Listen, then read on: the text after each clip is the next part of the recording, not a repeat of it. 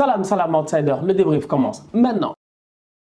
Le Paris Saint-Germain a fait 0-0 aujourd'hui face à Nice. Le PSG a bien joué. Le PSG a fait une partie qui était intéressante. Cependant, le PSG n'a pas réussi à concrétiser. C'est là où moi j'ai un problème. Parce qu'à un moment donné, il va falloir que cette équipe-là, elle se gère. Il va falloir que cette équipe-là, elle se gère. Cette équipe-là, quand même, elle gagne en Ligue 1. Mais même en gagnant en Ligue 1, jusqu'à présent, elle n'est pas aussi flamboyante qu'elle devrait l'être. Aujourd'hui, le match de Paris face à Nice, ça doit être un match qui doit finir 5-0. Je dis bien 5-0 pour le PSG. Le PSG doit venir, il doit dominer ce match-là sans aucun problème. Le problème, il est simple, c'est qu'offensivement parlant, ça se crée des occasions, mais ça ne concrétise pas. On dirait que les gars ne savent plus cadrer. Mbappé doit marquer, enroule ton ballon, mets de l'effet, il frappe un ballon sec, comme du n'importe quoi, la balle sort. C'est pas normal. Di Maria, énormément de frappes. Tu me diras que le gardien de Nice a été bon. Je te répondrai que oui, il a été bon. La défense de Nice, ils ont été quand même solides, ils n'ont pas été ridicules. Cependant, le PSG a déjoué.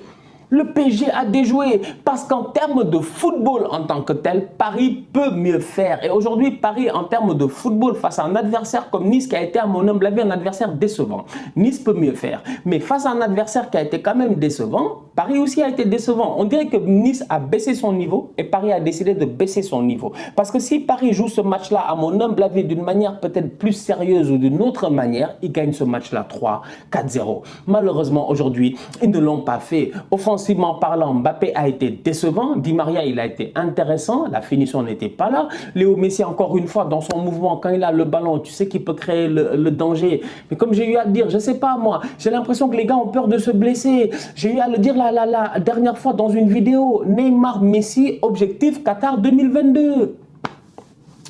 Tu vas aller au contact en Ligue 1, pourquoi ? On va te blesser ici 6 mois, 7 mois, on ne sait jamais ce qui peut se passer. Tu vas faire attention. Le problème, c'est que tu ne peux pas faire attention aussi ad vitam aeternam. Parce que pour le moment, si je ne me trompe pas, on est à la 14e ou à la 15e journée. Ce qui veut dire qu'il reste encore plus que la moitié du championnat à jouer. Donc, il va falloir quand même que Messi ait un peu plus d'implication dans le jeu. Messi est capable de faire beaucoup plus que ça. Non, franchement, Messi, il joue avec le frein. On va être sérieux. Pour avoir eu l'habitude de l'avoir vu jouer, Messi, en ce moment, il joue avec le frein. Il peut faire beaucoup mieux, il peut être beaucoup plus dangereux, il peut être beaucoup plus impliqué. Mais tu as l'impression que, collectivement parlant, il y a un sens qui n'est pas là. Il y a un sens qui n'est pas là. Dans le jeu, aujourd'hui, tu te rends compte que Paris peut se procurer des occasions. D'ailleurs, ils l'ont fait. Mais à la fin, il n'y avait personne pour concrétiser. Franchement, c'est dommage. En termes d'animation de jeu, c'était quand même intéressant. On avait un PSG qui bougeait en 4-1-5. En 4-1-5. J'avais un PSG qui bougeait en 4-1-5. Franchement, dans ma tête, j'avais c'est ça. J'avais un PSG qui bougeait en 4-1-5. Pourquoi? Parce que tu te rendais compte qu'au pressing très haut, tu avais Ghana et puis Ebimbe. Ils étaient là, il n'y a aucun problème. Et donc, du coup, Danilo Pereira était beaucoup plus bas. Et Danilo Pereira, devant la défense, il a été excellent aujourd'hui. Franchement, moi, j'ai trouvé très bon. J'ai trouvé très bon. Pourquoi? Parce que Danilo, il joue en Ligue 1. Tu sens qu'il est à son niveau. Là, il est à son niveau. On va en Ligue des Champions, c'est un autre level. Tu sens qu'il est moins à l'aise. Mais là, il est à l'aise. Il est très bon devant la défense. Il sort bien le ballon. Il est là pour, pour colmater. Il est là pour couvrir les gars, il n'y a aucun problème. Le problème, c'est dans le jeu. Parce que dans le jeu, quand Nice récupère le ballon aujourd'hui, tu te rends compte que le Paris Saint-Germain, ayant des latéraux qui sont quand même offensifs, se retrouve dans des situations souvent d'infériorité en contre-attaque. Donc souvent, les Parisiens sont à 3. Danilo, Marquinhos, Kimpembe. Ou souvent, même Marquinhos, il est monté, il a essayé de monter, il s'est fait aspirer, tu te retrouves avec Kimpembe et Danilo. Mais dans ces positions de jeu-là, si aujourd'hui Nice, ils ont sur le terrain des flèches en attaque, ils tuent le match. Ils peuvent tuer le match. Dolberg, il a touché le poteau, il ne s'est pas géré, il a fait une action de tocard. C'était tapine quand même, franchement, on va être sérieux. Tête croisée, sécurité, il ne l'a pas fait. Dolberg aurait pu mieux faire. Mais mis à part ça en tant que tel, si sur le terrain tu as une flèche, je sais pas moi, un Atal en attaque ou tu as un Saint-Maximin, ce genre de joueur-là, tu vois, qui va très vite, je pense que sur pas mal de contre-attaques, Nice aurait pu faire mal. Cependant, Dolberg et Delors, c'est des joueurs qui sont pas très rapides. C'est pas des gars de profondeur. Donc du coup, quand tu les lances en profondeur, avant même que tu aies espoir, parce que tu vois l'espace, tu as déjà Marquinhos qui est de retour, tu as déjà Achraf qui est de retour, tu as déjà Kimpembe qui est de retour. Et donc du coup, je me rends compte que le PSG aujourd'hui, encore une fois, comme je dis, offensivement parlant, il se crée beaucoup d'occasions. J'ai eu à le dire la dernière fois. Paris est très dangereux dans les 25 derniers mètres. Il n'y a pas de problème. Individuellement parlant, les gars sont tellement forts que dans les 25 derniers mètres, dès qu'ils ont le ballon, ils peuvent te faire mal. Aujourd'hui, ils ont eu l'occasion de le faire. Ils n'ont pas concrétisé. Mais le revers de la médaille, c'est que quand tu prends un contre, Ils sont directement exposés.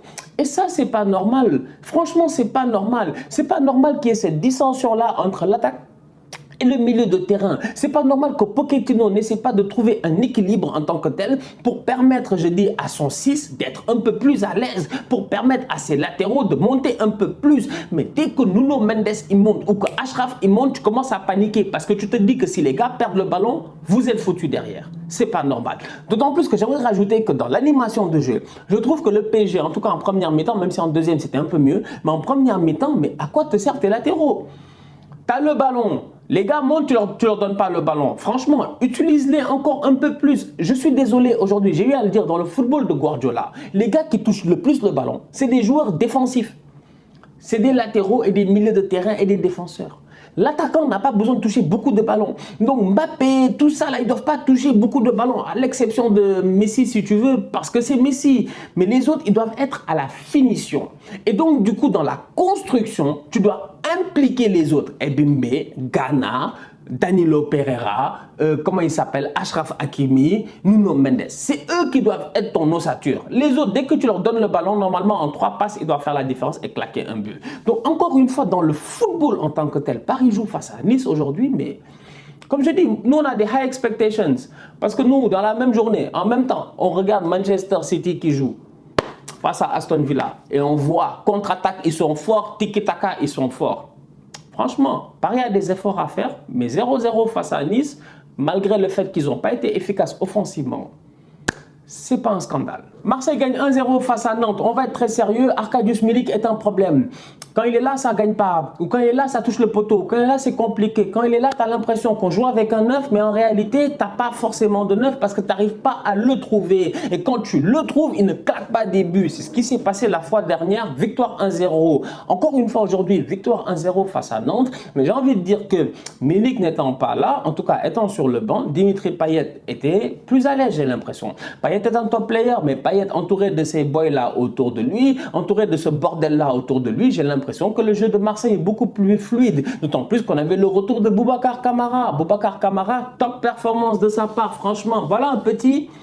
Non, franchement, lui, il vient au Sénégal, nos problèmes sont presque réglés. Je dis, lui, il vient devant notre défense au Sénégal, ça nous ferait un bien énorme.